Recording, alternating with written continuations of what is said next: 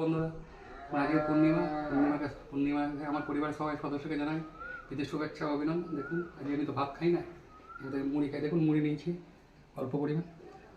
দেখুন এর সঙ্গে ছোলার ডাল আছে, ঘুগনি আছে, পটলের ঘুগনি, এটা লাউ দিয়ে বেগুনি করা হয়েছে, পটল ভাজা আছে, দেখুন পেঁপে সিদ্ধ আছে, পুজোর প্রসাদ আছে, আর পাঁপড় ভাজা নিচ্ছে। ধরুন শুরু করি।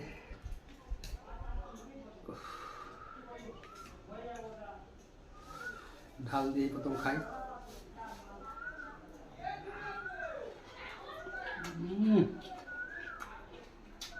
দেখুন